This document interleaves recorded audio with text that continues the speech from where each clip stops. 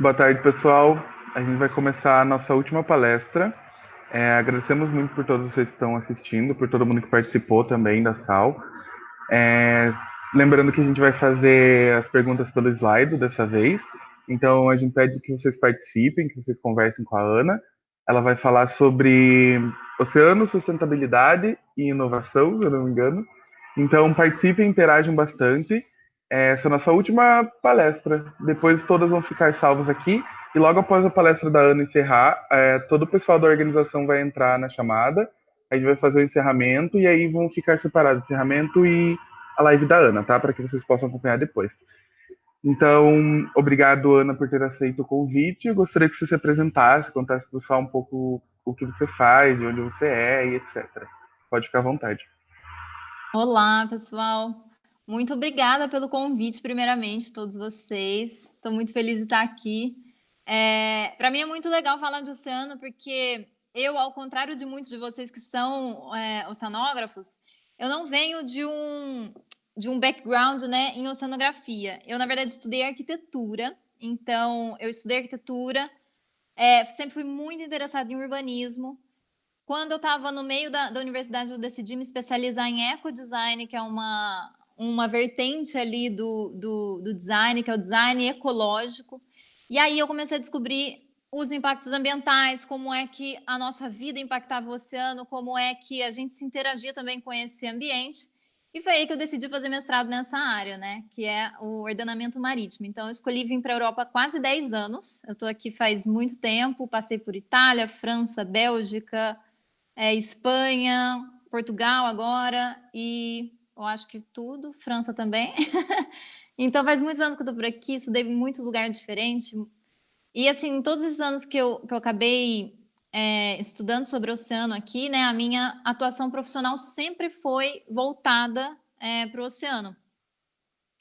E eu tenho muito para falar com vocês hoje, porque eu tenho uma perspectiva também de quem vem de fora da oceanografia, mas trabalha na área do oceano. Hoje eu trabalho especificamente com cultura oceânica, então estou dentro de um projeto agora na Unesco como consultora em cultura oceânica.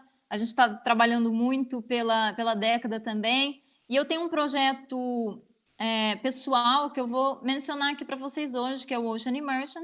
Então, eu vou compartilhar minha tela aqui com vocês, acredito que vocês conseguem ver, para a gente já começar. Eu montei um PDF, vocês estão vendo o meu... Estão vendo? Ok. Porque eu tenho aqui... Agora eu acho que vocês conseguem ver aqui minha tela, né? Eu montei um PDF para vocês, esse aplicativo aqui se chama Notion, por acaso. Quem quiser depois usar, ele é muito bom para organizar trabalho. Então, eu montei aqui um PDF todo para vocês, mandei para o pessoal da organização do programa, da Semana da Oceanografia, eles devem mandar para vocês também por e-mail depois. Então, quem tiver interesse nesse documento, porque tem muitos links aqui interessantes para vocês estudarem depois, tem vídeos, tem bastante material interativo que vai ser legal para vocês terem depois acesso. E hoje a gente vai conversar um pouquinho sobre sustentabilidade, oceano e inovação, porque essa é muito a minha vertente de trabalho, realmente, né? Eu por vir de um passado como arquiteta, como designer, eu sempre fui muito ligada à inovação. E quando eu comecei a trabalhar com assuntos marítimos e também com o oceano, eu passei a ver que era um setor que, apesar de ter muita inovação, ele ainda não é ligado em algumas coisas. Por exemplo, comunicação do oceano pela internet. Ainda é muito difícil da gente ver ações que realmente funcionam nessa área, né? A gente tem uma iniciativa aqui, uma outra ali, mas o oceano, em geral, ele ainda é mal comunicado. E hoje eu vou conversar com vocês um pouco de como é que essa inovação, sustentabilidade, tudo isso pode se unir para que a gente possa potencializar nossas ações também. Então, antes de começar, eu queria falar com vocês sobre essa frase que eu gosto muito, né, que é uma frase do Einstein, que ela fala muito sobre o meu processo também, né? Como eu saí do Brasil há quase 10 anos, todos os dias para mim é um exercício, e já faz quase 3 anos que eu não volto para o Brasil, inclusive, todos os dias para mim, vivendo em um país estrangeiro, é um exercício de desapego. Então, é um exercício de olhar para mim e falar, eu não entendo nada dessa cultura que eu tô, eu não entendo nada desse país que eu tô. A minha área de trabalho ainda tem muito para aprender. Então, o tempo inteiro a gente tem que fazer esse exercício de olhar e falar: eu ainda tenho muita coisa para aprender. E toda vez que a gente aprende uma coisa nova, a gente precisa de ter essa mentalidade, né? A nossa mente, quando ela se abre para algo novo, ela nunca mais ela volta naquele estágio inicial. Essa que é a frase que eu deixei aqui para vocês, né? A mente que se abre a uma ideia nova jamais volta ao seu tamanho original. Por que eu falo isso? Quando eu comecei a internacionalizar minha carreira pelo oceano, há quase 5 anos, né? Porque eu passei 5 anos aqui estudando na Europa, e quando eu comecei a trabalhar justamente já desde do início no ambiente internacional do oceano, eu nunca mais consegui voltar a trabalhar de outra forma que não fosse observando outras culturas, levando outros costumes em conta quando eu trabalho com o oceano. Então, eu acho que a minha apresentação vai trazer um pouco disso para vocês também, né? Como é que a gente pode expandir as nossas ações. Então, quem sou eu? Eu sou natural de Minas Gerais, você deve perceber pelo meu sotaque. Eu nunca tive um acesso muito facilitado ao mar, porque a gente que vem de Minas Gerais, a gente demora 6, 7 horas para chegar no mar, né? São muitas horas de carro, muitas horas ali na Serra do Mar, então a gente demora muito para ter acesso a esse ambiente. E em Minas Gerais, as pessoas não são realmente conectadas com o oceano, né? É uma coisa que está começando agora com esse processo da cultura oceânica e com o acesso à internet, que as pessoas estão começando a ler sobre isso, mas ainda naquela época, né, que eu morava no Brasil, para mim era um ambiente como o espaço, né? Então, quando eu era criança, eu gostava de estudar o espaço, a astronomia, gostava muito, lia todos os livros do Carl Sagan e etc. E o oceano, para mim, era também um desses outros lugares, como se fosse mesmo um espaço alienígena que eu gostava de estudar. Então, eu tinha esses dois hobbies de estudar sobre esses lugares. E o oceano, ali para mim, para Minas Gerais, sempre foi um lugar muito exótico, né? Então, eu comecei minha carreira como arquiteta urbanista, me especializei em ecodesign, fui para a Itália estudar no Politécnico de Turim, e ali eu comecei a ter muito contato, como eu falei para vocês já desde o início da palestra, com os impactos ambientais, como é que as coisas que a gente desenha no dia a dia, todo o design envolvido no produto que a gente usa, qualquer produto, sempre está envolvido com algum impacto ambiental.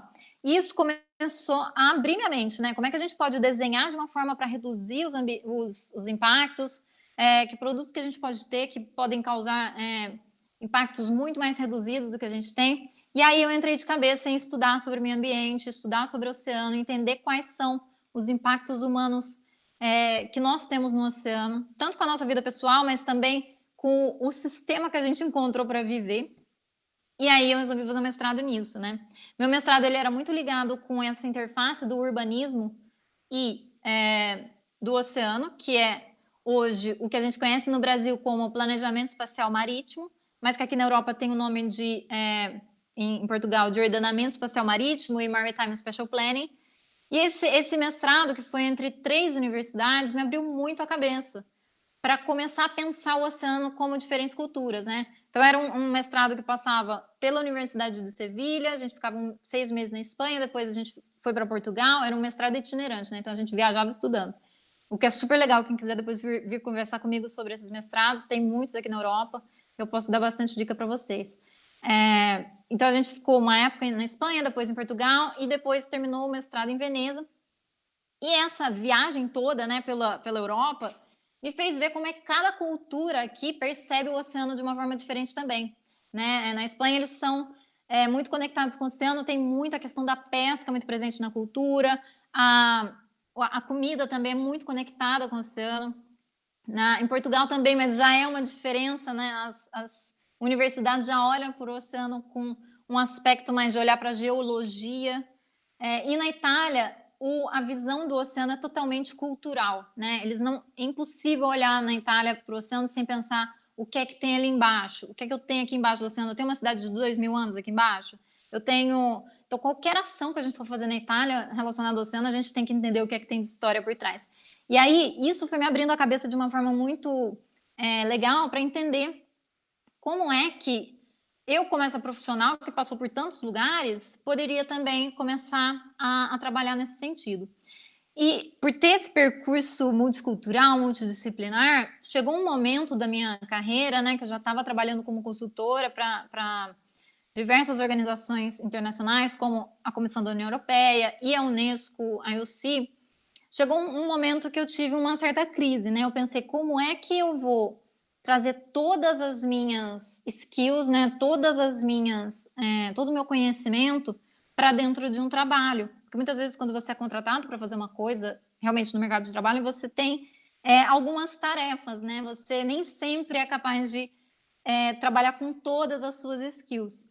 E nesse momento de pequena crise, eu comecei a pensar como é que eu vou tirar tudo isso que eu tenho de percurso e aplicar, né? Porque eu sei de muita coisa. Eu tenho um percurso pela cultura, eu tenho um percurso pelo planejamento, eu tenho um percurso pelo oceano. Como é que tudo isso vai se interligar? E foi aí que o Ocean Immersion nasceu. Então, mais ou menos em 2018, eu tinha participado de uma conferência internacional na Indonésia e eu pensei, cara, tá na hora de tirar esse projeto do papel, né? Não tem como mais isso ficar na minha cabeça. Então, comecei mesmo com o Instagram, compartilhando coisas com as pessoas, compartilhando hábitos mais sustentáveis que eu estava começando a ter. E comecei a falar mais sobre o oceano, né? Tudo aquilo que eu tinha estudado no mestrado, algumas ideias do ecodesign também. As pessoas começaram a ter muito interesse e eu estruturei um projeto que hoje é uma escola, que é o Ocean Immersion.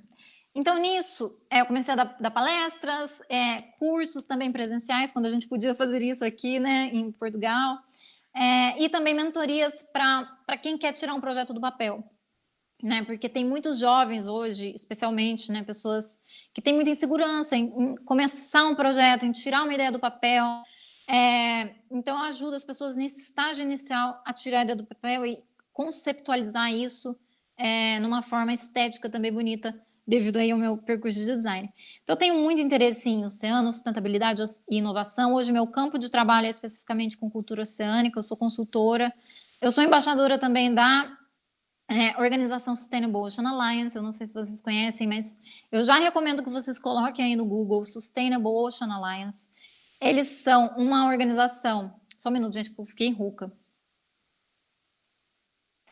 Eles são uma organização americana, que eu conheci em 2018. Eles têm um acelerador de empresas dentro dessa organização, eles também têm um programa de lideranças muito bom, que eu fiz parte, inclusive, e eles têm um programa de embaixadores também. Então, é uma organização que atua, na verdade, internacionalmente. Eu já fui a fundadora de um dos hubs que eles têm, mas depois eu não consegui continuar com esse projeto, mas ele ainda está rodando aqui em Portugal. Então, se vocês, inclusive, tiverem interesse de criar alguma ação pelo oceano, vocês podem fazer por meio dessa organização. É só entrar no site deles e pesquisar as notícias e tudo que eles têm, porque foi uma organização que realmente mudou minha vida, né? Foi quando eu comecei a olhar que eu, como profissional que trabalha com o oceano, que trabalha com comunicação do oceano, eu tenho eu tenho que ter um papel de liderança dentro desse lugar.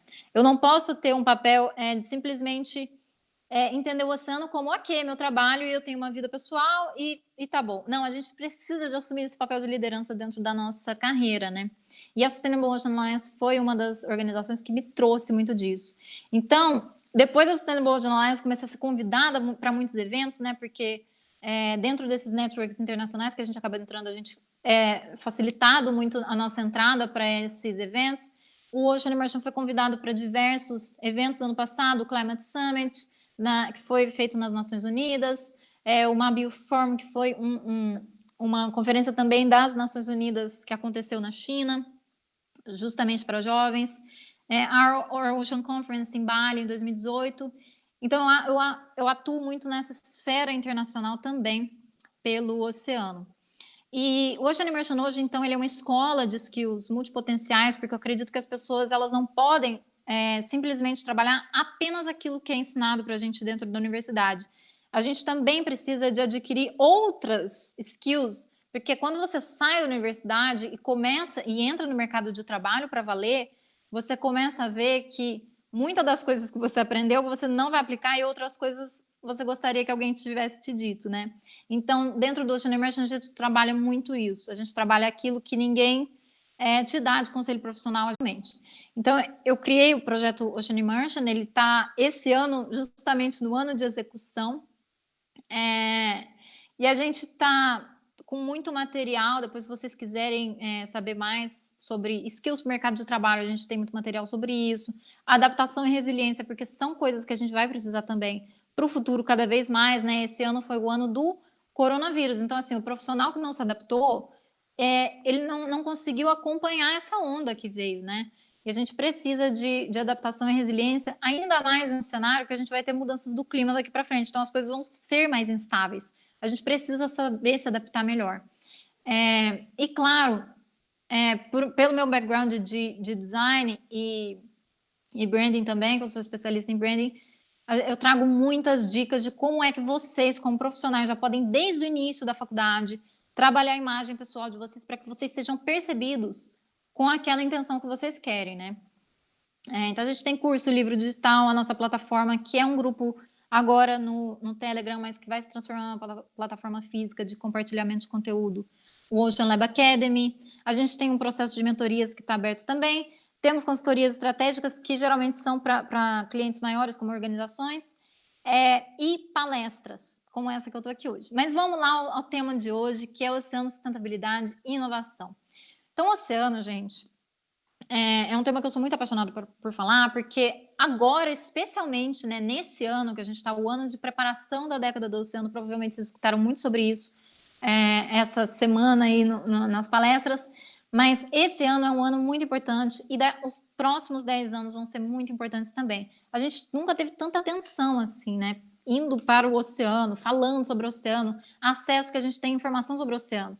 E daqui para frente isso vai começar a aumentar. Então a gente tem que aproveitar esse momento mesmo. Quem está começando alguma coisa, quem já está dentro de algum projeto, é muito importante que vocês deem atenção para isso durante esses anos.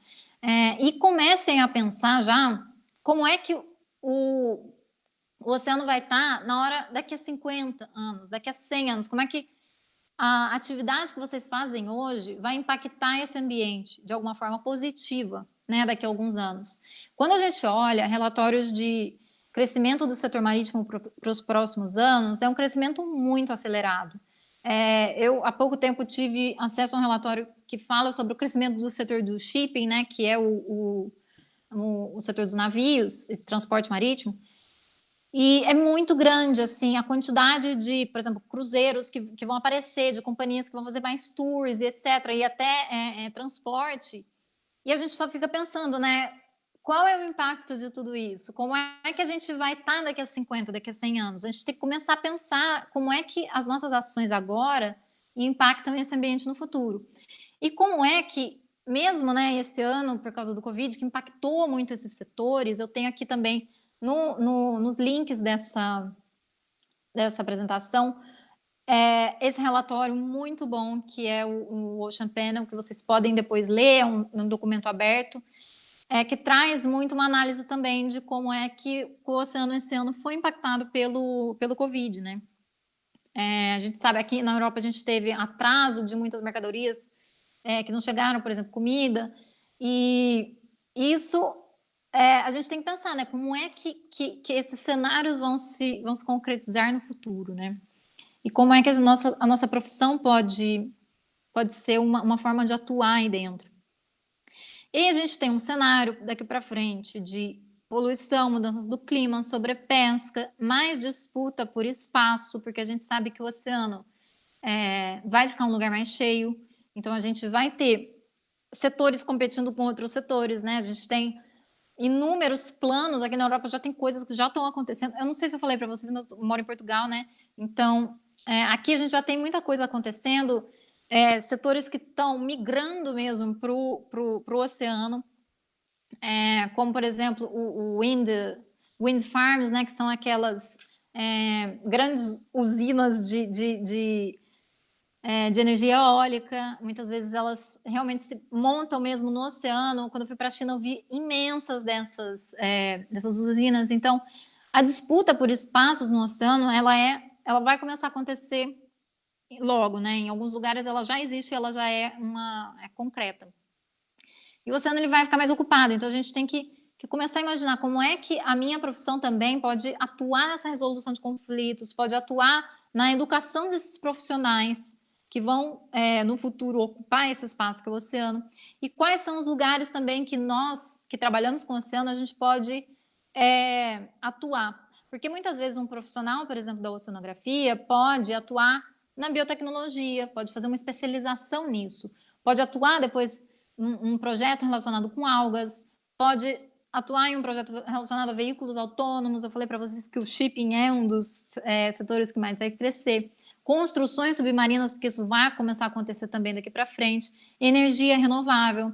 E a gente tem, é claro, o planejamento do espaço marítimo, que foi o tema do meu mestrado, que também é uma das áreas que das profissões do futuro, né? A gente vai precisar de mais pessoas especializadas em como gerir essa área que é o oceano, porque é muito diferente de você gerir uma cidade como um urbanista, né? O urbanista olha ali e entende, ok, aqui eu passo uma rua, vamos supor. Mas no oceano não é bem assim, você não pode olhar para o oceano dessa forma, você tem uma terceira dimensão no oceano, que é a água, né? E você tem seres que vivem lá, e você tem impactos ambientais de tudo que você for fazer. Então, o oceano é um lugar muito especial para a gente trabalhar. E eu deixo essa imagem aqui para vocês, esse projeto é muito legal. Eu acho que mandaram aí uma pergunta já no Slido para vocês, como é que vocês imaginam realmente o futuro do oceano. E eu tenho um trabalho aqui para mostrar para vocês, né? Esse Radical Ocean Futures é um artista, se eu não me engano, sueco, que organizou essa... Ele pegou vários estudos científicos dos cenários do oceano, porque a gente sabe, né, gente? Na ciência a gente cria muitos cenários, dependendo dos dados que a gente consegue criar algumas previsões. E aqui, ele pegou 4 cenários diferentes, de 4 estudos científicos mesmo diferentes, e ele desenhou isso de uma forma que qualquer pessoa que olhar pode entender como é que o oceano vai ser no futuro. E como é que os cenários para o oceano podem ser radicais, né? Como é o nome do projeto dele. Então, a gente tem tanto um oceano conectado, quanto um oceano mais sustentável, aí, com esses robôs que captam algas. A gente tem também um oceano que pode estar mais fragmentado, ou a gente tem um oceano totalmente colapsado, né? Então, a gente tem essa conflito dos usos, como eu falei para vocês, no futuro. E é muito legal a gente ver como é que a comunicação do oceano ela acontece aqui, né? Como é que a gente pode trazer para o nosso trabalho também, né? Eu sei que muita gente aqui que está escutando pode ter interesse na área científica. A gente precisa de comunicar ciência para as pessoas. Não é simplesmente você falar com uma linguagem mais fácil. Não, às vezes você tem que desenhar, às vezes você tem que trazer um filme, às vezes você tem que trazer a divulgação da ciência de uma forma que a sua avó possa entender, né? Então, eu acho que esse projeto é muito legal e dá para a gente entender esses 4 estudos científicos do futuro do oceano, de como é que talvez as coisas podem ficar, né? Ou elas podem ficar perto de colapso, né? Dessa forma como está aqui bem poluída, com um monte de estruturas fantasmas, ou ela pode até ser muito futurista, né? Totalmente high-tech, a gente vai ter cidades embaixo d'água, com cassino, né? E isso está muito perto de acontecer, na verdade, né, gente? Porque a gente tem o Fabien Cousteau, que é o neto do Jacques Cousteau, que foi um grande cineasta, né? Muito conhecido aí no meio do oceano. Ele já está trabalhando no desenvolvimento dessa estação de pesquisa submarina, né? Que é a Proteus. Então, é uma estação que eu andei lendo sobre isso há pouco tempo. Os planos para ela acontecer já estão em andamento. Só que assim, ao mesmo tempo que eu apresento para vocês aqui, falando sobre inovação, oceano e etc., com essa visão bem high-tech, né, que a gente tem de pensar no futuro, por um lado, a gente também tem que olhar o que é que tem no oceano que a gente também precisa de preservar, né? E como uma arquiteta que trabalhou muito tempo com patrimônio histórico, eu tenho que falar para vocês, isso tem uma conexão muito grande com cultura oceânica, com o oceano e as comunidades locais, com a interação que as pessoas têm com o oceano, né? Porque quando a gente fala de oceano, a gente está falando de pessoas também, né? Tem pessoas que moram em regiões costeiras. O oceano ele tem muitos significados para as populações. O oceano em Portugal é totalmente diferente do oceano no Brasil. O significado que o oceano tem para uma população indígena é totalmente diferente do significado que ele tem para uma população de uma ilha de Portugal. Então, o mesmo planejamento muitas vezes não vai funcionar nos mesmos lugares, né? Ele tem que ser adaptado para aquela região, tem que levar em conta as necessidades dessas pessoas. E aí, quando a gente toca em oceano, a gente fala de cultura, a gente fala de história, a gente fala de arte, espiritualidade. Tem muitas religiões, no Brasil principalmente, né? Religiões muito conectadas com o oceano. E a gente tem outros valores que a gente precisa de levar em conta quando a gente fala de oceano. Aqui eu vou deixar uma foto para vocês. Ontem andei lendo sobre isso bastante e até tem um documentário no YouTube, que eu esqueci de colocar o link aqui, mas eu posso mandar para vocês também, sobre o povo Bajau. É um povo que mora em uma das ilhas, se eu não me engano, do Pacífico, e eles têm uma conexão com o oceano muito forte. Por quê? Porque eles vivem, são um povo nômade, então eles vivem basicamente que em barcos o ano todo, né? E eles têm algumas casas em palafitas, mas quando essas casas começam, tem algum problema, etc., eles movem todos para outra região, constroem outras casas. Então, assim, eles vivem de mudança e pelo oceano. E a base da dieta deles é a pesca.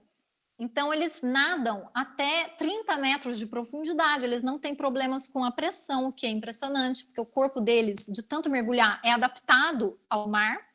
Eu fiquei muito impressionada de ver isso, porque eles têm, acho que, uma diferença no baço.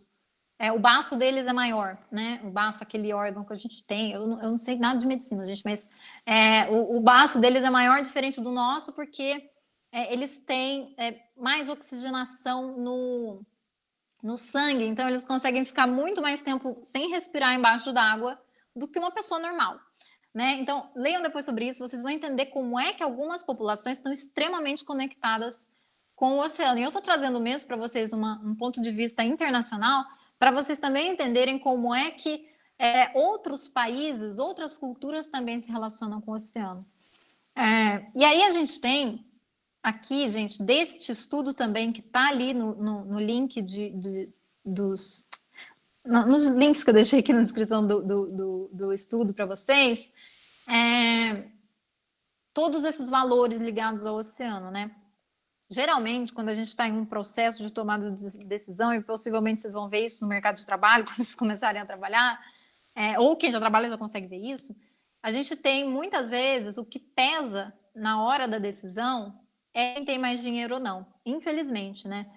Só que a gente tem que começar a considerar outros valores quando a gente fala de oceano, né? Se a gente tem, por exemplo, uma situação de uma empresa grande que quer fazer alguma obra ali em uma região costeira, e a gente tem uma população que já usa aquela região para pesca, por exemplo, há mais de 50 anos, a gente está falando de outros valores. A gente não está falando apenas do valor monetário, a gente está falando de valores espirituais, simbólicos, valores de liberdade desse povo, valores estéticos também, né? Porque o oceano, ele é também um valor estético para a gente. Não adianta a gente querer agora construir muitas estruturas no oceano, mas e o impacto estético que isso vai ter para a população que já mora ali há muitos anos, né?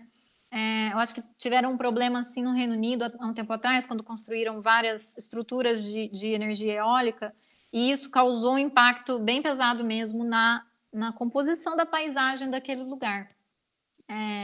Então, a gente tem outros valores que a gente tem que considerar quando a gente fala de oceano, porque é muito legal a gente pensar na área tecnológica, eu também amo isso, mas a gente tem que ter cuidado e olhar também para as culturas locais, olhar para o conhecimento local, incluir tudo isso nos processos de tomada de decisão que a gente tem. E, claro, também levar a ciência em conta, né? A gente vive um momento, infelizmente, muito anti-ciência no mundo, e a gente como quem tem acesso ao conhecimento científico, a gente tem que lutar para que ele seja sempre considerado. E aí, onde é que sustentabilidade entra tudo nisso, né? Quando a gente fala de inovação e sustentabilidade, a gente tem muitas soluções sustentáveis que vêm do oceano. A gente ainda está muito insistente em usar coisas que vêm do petróleo, etc., mas a gente tem um potencial muito grande das algas, por exemplo, né? A gente pode, inclusive, se não quiser extrair algas diretamente do oceano para criar coisas, a gente pode cultivar algas indoor, né? Ou seja, dentro de prédios, inclusive. Aqui na Europa tem uma fazenda de algas que eu visitei, uma fazenda de algas, não sei exatamente o nome, mas um lugar onde se cultiva algas indoor, na Ilha da Madeira. E é fantástico, porque você consegue uma pequenina estrutura produzir uma quantidade de proteína muito grande, né? E aí a gente tem ainda pessoas derrubando a Amazônia, né? A gente tem ainda pessoas trabalhando para que a gente tenha mais pasto. Quando a gente está falando de um potencial de alimentação muito maior que a gente tem nas algas. Então, a gente tem que começar a pensar em tudo isso, pensar onde é que a gente age também para que essas coisas que parecem muito sonhos se tornem realidade. Então, a gente tem um potencial das algas que é muito grande, tanto para gastronomia, para cosméticos, para medicina. Tem designers já fazendo tecidos à base de alga, ou seja, você já pode fazer roupas à base de alga, elas são muito melhores na hora de lavar do que uma roupa de poliéster, por exemplo, que depois a gente sabe, né, que se partem em milhões de pedacinhos no oceano, microplástico. Então, as algas também têm um potencial muito grande para a biotecnologia. O potencial que a gente tem de medicina no oceano é muito grande. E a gente tem, eu não sei se vocês estão sabendo, mas assim, quando apareceu essa coisa do coronavírus, eu já comecei a pesquisar sobre vacinas, né? E eu vi que algumas vacinas estavam sendo criadas com o extrato do sangue de um caranguejo, que é um sangue azul. E esse caranguejo está em perigo, né? Ele está na lista, na red list da IUCN como uma espécie próxima, né, de entrar em extinção e etc. Então, a nossa cura, ela também está ligada com uma espécie que está em perigo, né? Então, para a gente entender como é que é grave a situação do oceano hoje, como é que a gente precisa mesmo de trabalhar em soluções sustentáveis. E a energia limpa também, né? Porque a gente tem muito potencial para energia limpa no oceano.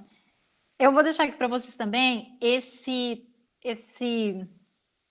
ai meu Deus, como é que chama? Esse trabalho, né, que eu gosto muito. Eu gosto muito dessa interface de oceano com arquitetura, por causa do meu background mesmo, mas é muito importante a gente olhar como é que o oceano também tem o potencial para muitas ideias, que antes a gente não podia implementar porque a gente não tinha tecnologia e hoje a gente já pode. Exemplo, né? Esse projeto aqui, que é uma espécie de uma fazenda flutuante, ela foi idealizada por um cientista, que é o Stefano Mancuso, que eu não sei se vocês conhecem, mas anotem aí o nome dos livros que ele tem. Ele tem um livro que se chama Nação das Plantas e outro que se chama Revolução das Plantas. E ele fala exatamente, ele é da Universidade de Firenze, né, Universidade de Florença. Ele fala muito sobre não sei exatamente, mas eu acho que é a inteligência que tem por trás do comportamento das plantas, né, e da natureza. E é fantástico, assim, os livros dele. Quando eu li, eu sempre fico, assim, muito entusiasmada com as ideias que ele tem, porque ele é um cientista realmente com ideias muito borbulhantes. E como ele é muito inquieto, em um jantar, uma vez ele encontrou um grupo de arquitetos e conversou sobre essas ideias de planta que ele tinha, sobre a inteligência das plantas, etc. E esse grupo de arquitetos chamou ele para participar de um projeto, que era esse projeto aqui, né?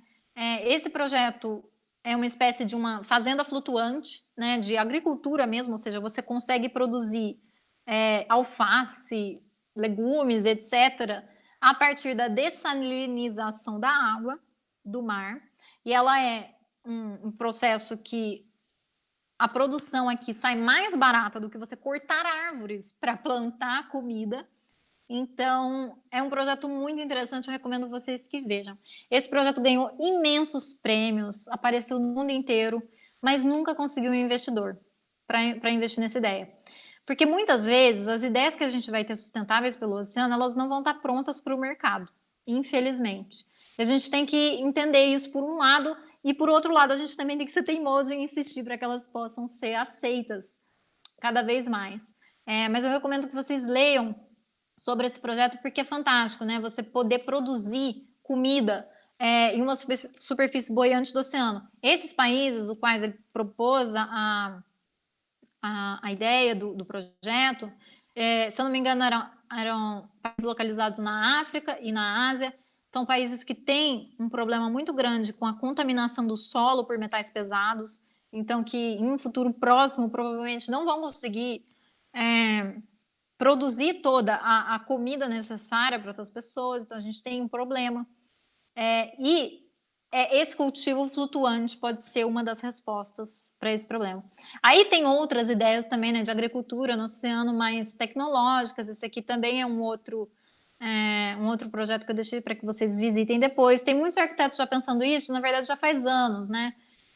Mas agora com essa popularização do oceano, isso tem como ficar mais possível daqui para frente. É claro, a gente sempre tem que fazer essas coisas pensando muito no impacto ambiental que tudo isso tem e se vale mesmo a pena, né? Porque muitas vezes essas obras são muito caras e nem sempre elas trazem um real benefício.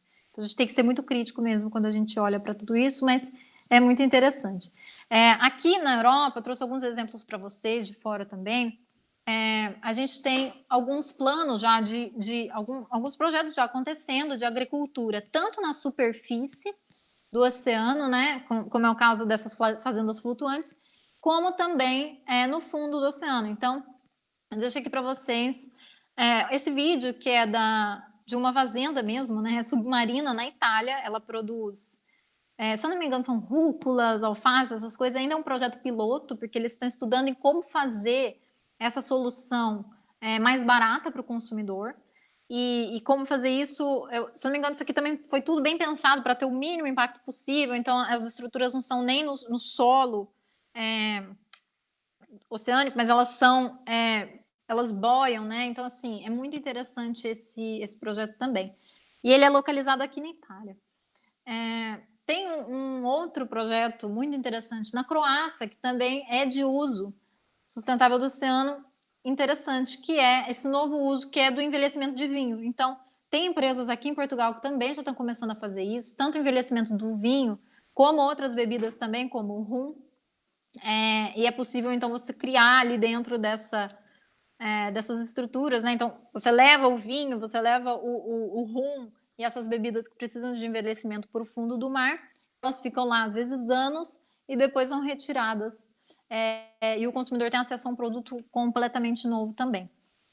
Então, é isso que a gente fala quando a gente fala de inovação, né? Eu estou trazendo para vocês muitas ideias diferentes, que é para a gente pensar também.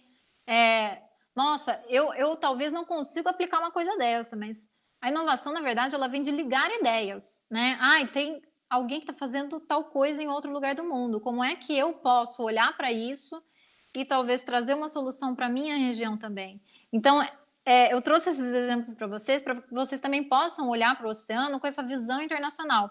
Isso foi uma coisa que eu adquiri desde que, né, faz 10 anos morando na Europa, estou aqui, a gente tem muito contato com outros países, e é muito legal que vocês passem a ter esse olhar internacional para o oceano também, porque quando a gente fala de oceano, a gente fala de uma profissão, na verdade, que a gente não precisa de estar fixado em um território, muitas vezes. A gente pode trabalhar com o oceano de diversas formas, e o oceano, ele é um ambiente internacional, né? Na maioria da composição dele.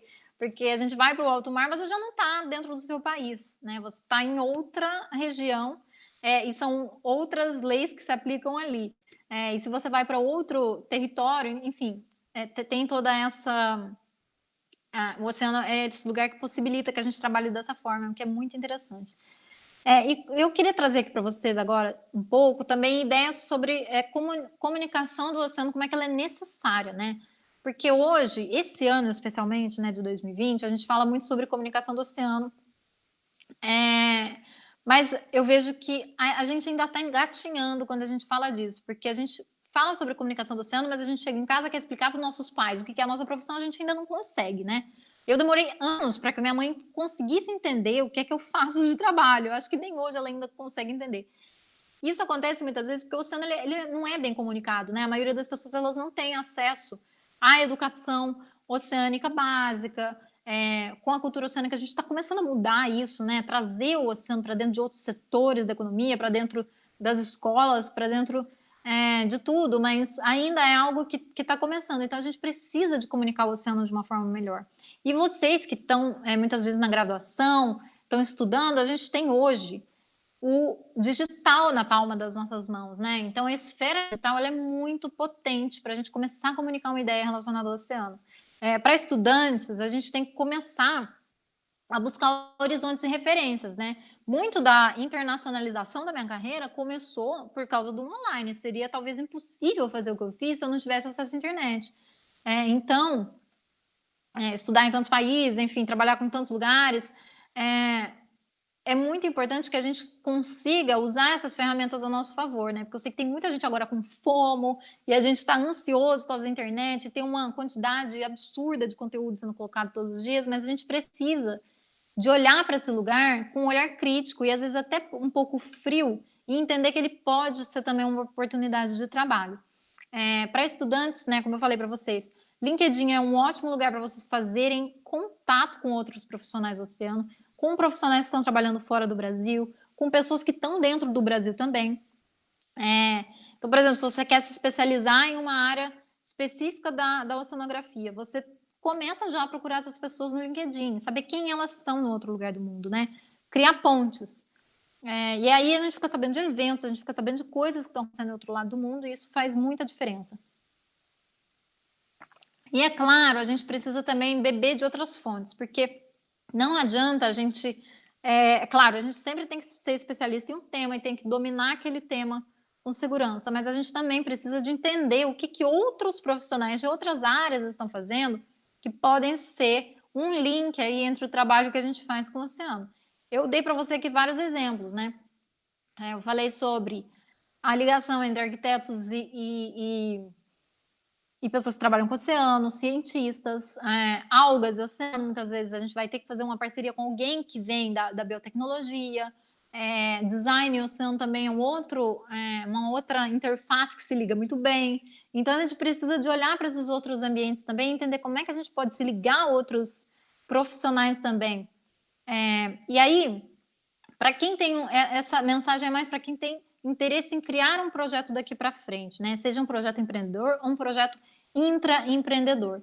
Pensem muito na esfera online, não tem como a gente ignorar. Esse ano a gente já viu que é impossível ignorar, né, o online. Antes a gente até falava, tá bom, eu vou criar um vídeo de divulgação científica, mas aí você colocava no YouTube, ninguém via. Então, assim, hoje o online ele é o core, né? Ele tem que estar ali no centro das estratégias. Não tem como mais a gente fazer as coisas sem pensar no online, porque ele é a ferramenta mais fácil de disseminação de conhecimento.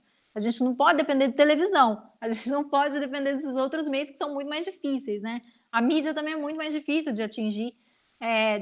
Se a gente falar realmente em conseguir o contato de um jornalista, na internet a gente consegue fazer com que as nossas ações sejam comunicadas. Isso é um processo.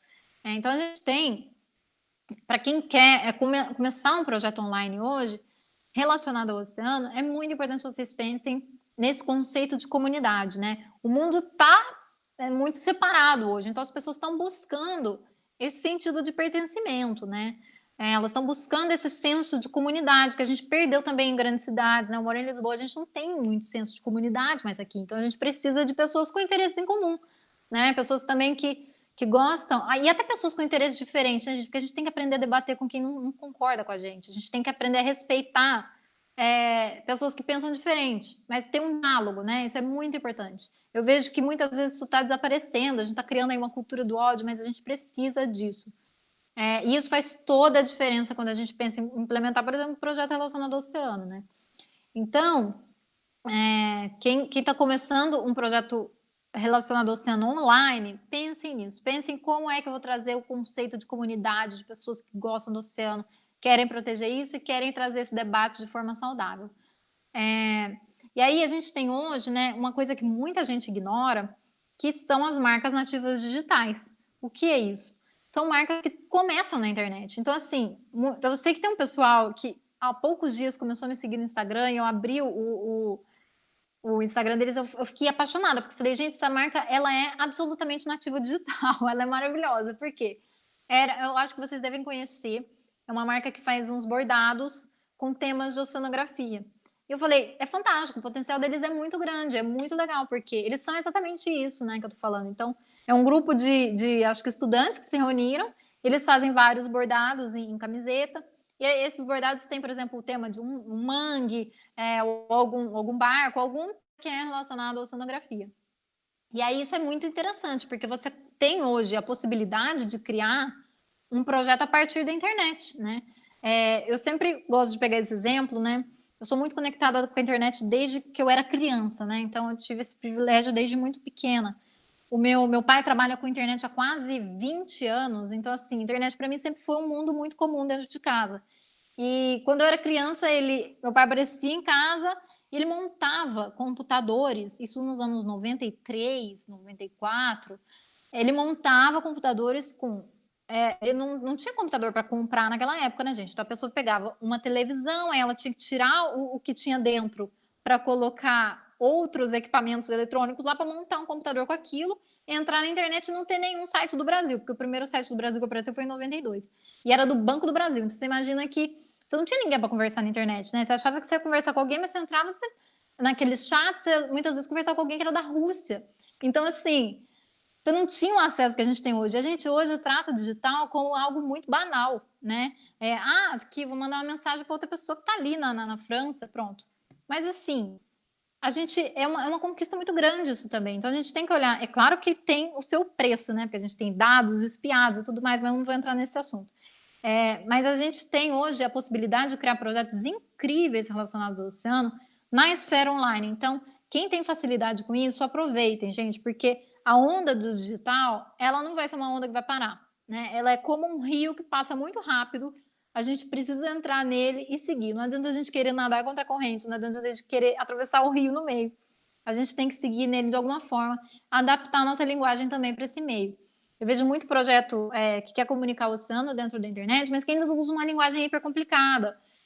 A gente tem que se adaptar ao meio, né? Cada lugar que você for, você tem que adaptar a sua linguagem. Você vai para uma conferência de cientistas, você tem uma linguagem diferente. Você vai falar com jovens, é uma linguagem diferente.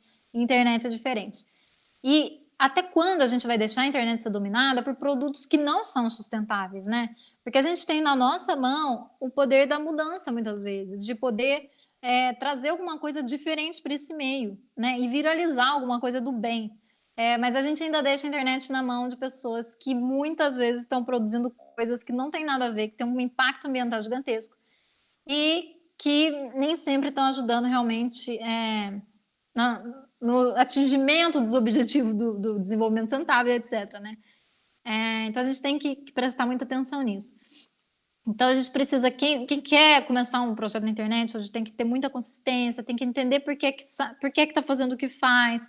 Eu tenho uma pessoa que eu acompanho muito, que é a Luísa, do Oceano na Estrada, eu acho que vocês devem conhecer. Então, se não conheçam, @Oceano na Estrada, ela conta muito desse processo, né, de como é que é trazer o oceano para dentro da internet. Porque a gente tem, por exemplo, dentro da internet, né, a gente tem áreas que são dominadas, né? Por exemplo, nutricionistas, a gente tem milhões, a gente tem um monte de coaches para todo lado que a gente abre um coach dentro do Instagram. Agora, quem é que está falando de oceano, né? De uma forma simples, de uma forma empática com as pessoas? A gente precisa de trazer essa mensagem para dentro da internet, que no fim das contas, a vida das pessoas, né? O oceano ele tem que estar presente nesses meios, porque esses meios eles permeiam um sábado à noite, eles permeiam uma janta em família, eles permeiam um passeio que alguém vai dar. A internet está em todos esses momentos. E o oceano tem que estar presente na vida das pessoas assim também. Porque ele já está, né? Mas muitas vezes as pessoas não sabem. E a internet também vai ser, né, uma fonte de renda para muita gente. Então, assim, quanto antes vocês puderem surfar dessa onda, aproveitem, porque a revolução digital ela vai acontecer mesmo que a gente não concorde com alguns aspectos dela, né? Então, não sejam os últimos a entrarem para essa revolução digital.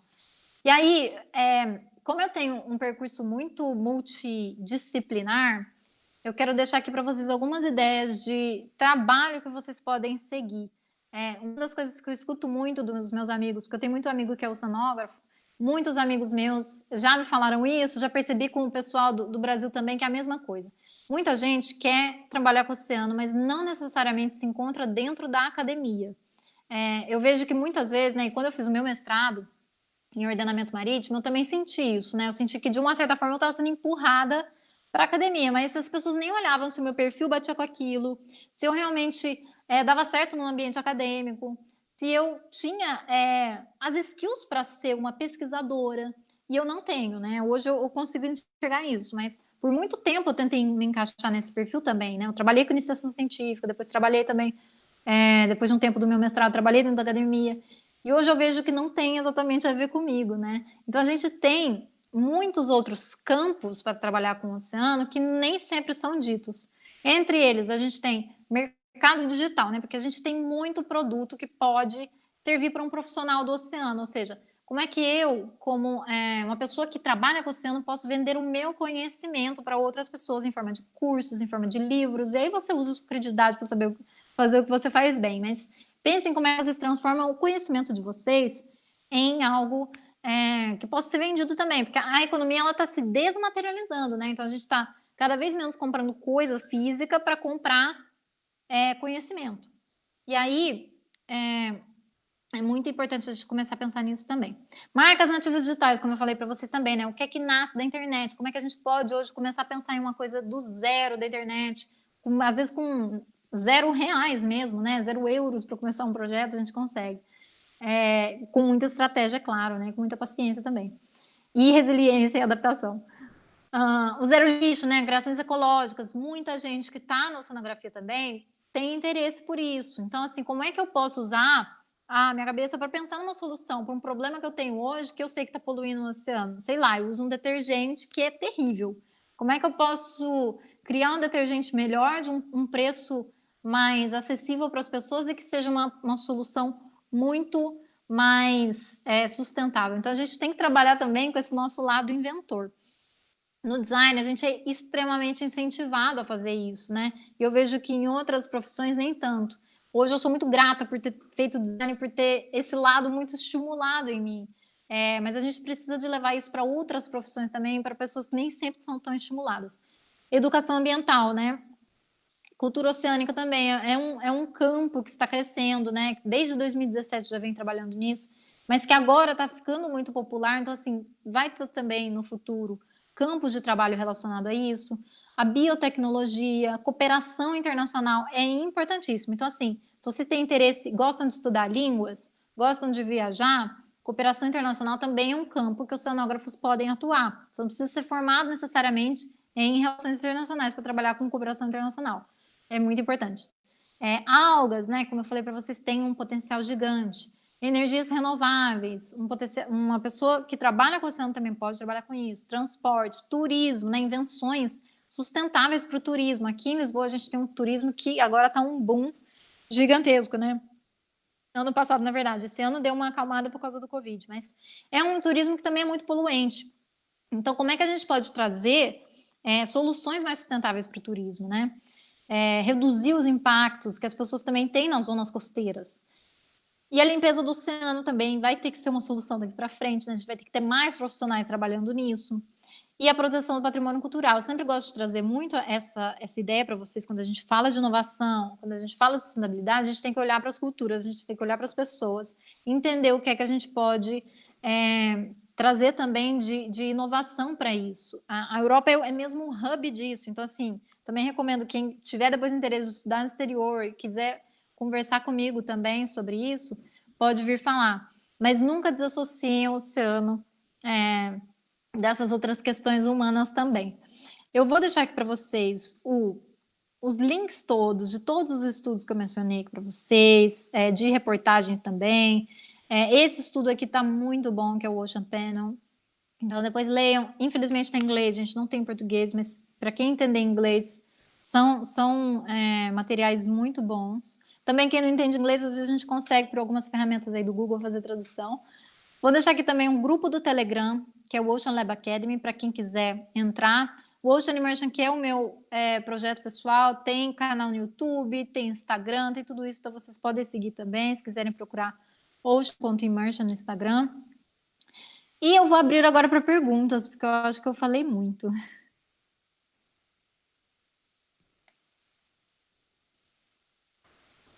Obrigada, Ana, pela palestra. Foi muito bom ver esse lado da sustentabilidade, de novos projetos. Muito obrigada. Eu vou abrir aqui o compartilhar o slide. Só um minutinho.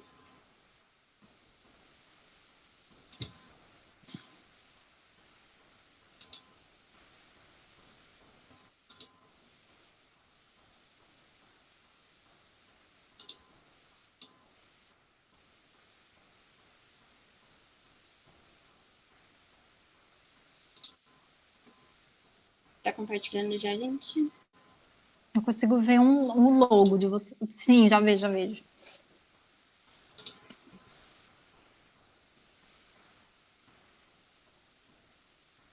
O computador tá meio lento aqui, talvez demore um pouco.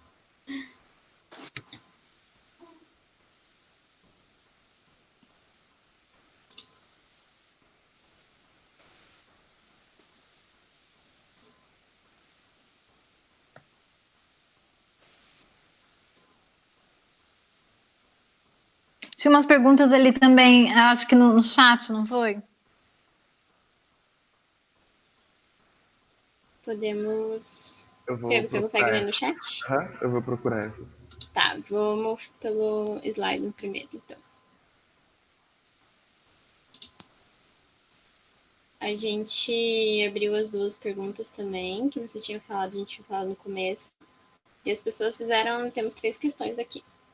A primeira é, podemos comparar a fisiologia do corpo desses nômades com o corpo de atleta de natação? E esse caráter tem algum estudo que traz o fato de ser hereditário?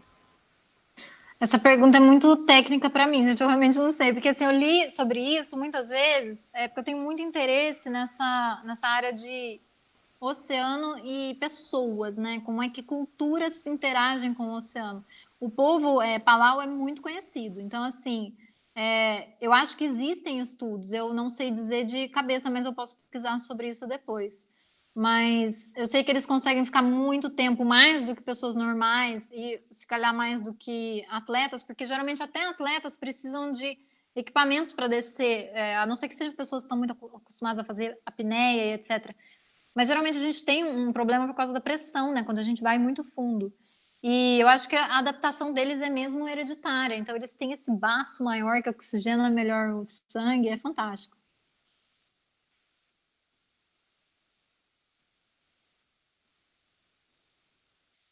Eu posso ler as outras perguntas? Tá bom. Claro, pode sim. Em quanto tempo você acha que as algas poderão ser realmente usadas e ampliadas no mundo todo? Eu acho que já é uma coisa que está acontecendo, viu? Porque aqui na Europa, pelo menos, a gente já tem uma acessibilidade bem grande a isso. A gente tem várias algas que são comestíveis que a gente encontra para comprar aqui com um preço razoavelmente acessível. Ainda não é acessível para todos os bolsos, mas é acessível. Então, eu não sei quanto tempo, mas eu acho que em 10, 20 anos a gente já pode ter um cenário bem diferente do que a gente tem agora, de acesso às algas. Essas inovações de arquitetura, será que vão ser benéficas em relação ao preço para construir e o consumo das pessoas, do produto que a instalação oferece? A que eu mostrei para vocês do Stefano Mancuso, né, que é esta daqui, vou até voltar nela, que eu mostrei para vocês duas, né? Essa daqui, tem um livro sobre isso, inteirinho, tem estudos também, porque ele é cientista mesmo, o moço que criou, então tem estudos sobre essa estrutura. O preço para criar essa estrutura da Jellyfish Bed, né, era muito mais barato, né? O preço, por exemplo, de uma alface, né, de um pé de alface, era muito mais barato do que comprar uma alface normalmente.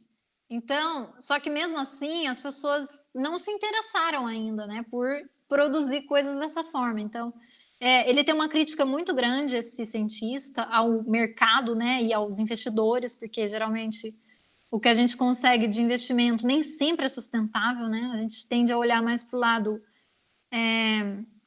A gente não tende realmente a olhar para a sustentabilidade quando a gente fala de soluções inovadoras, né?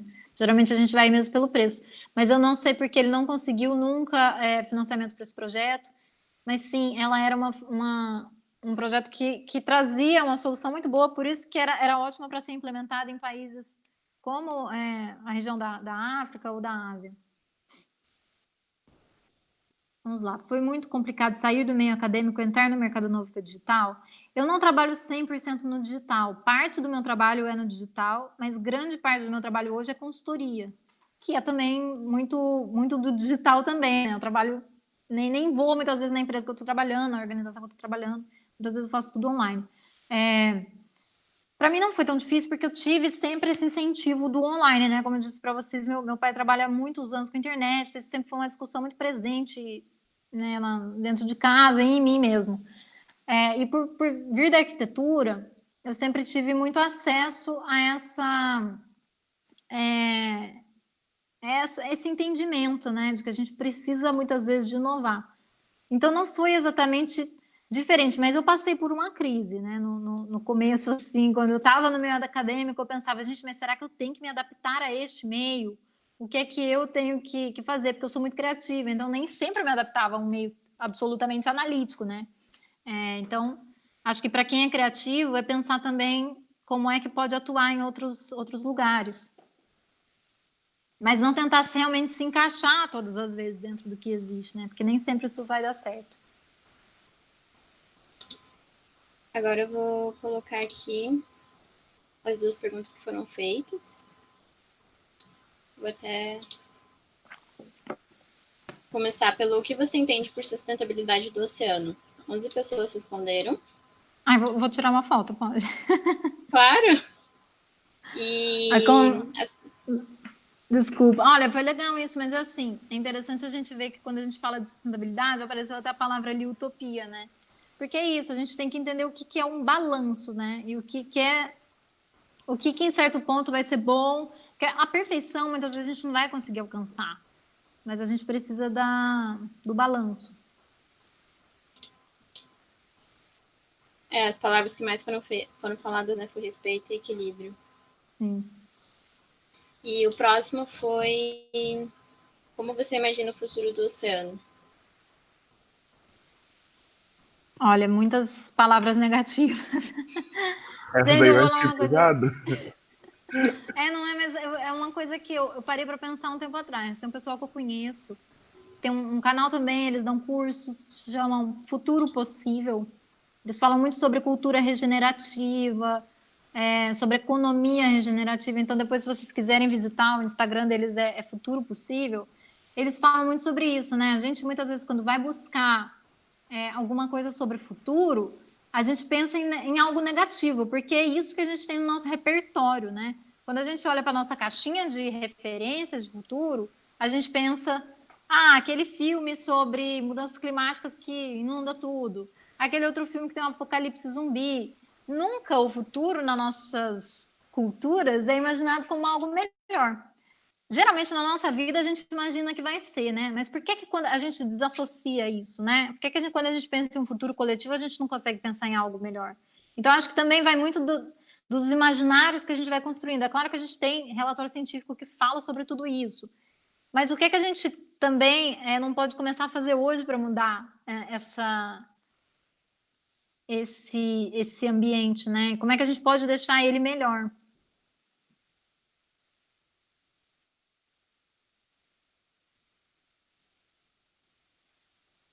Pessoal, mais Gil, foram perguntas? 3?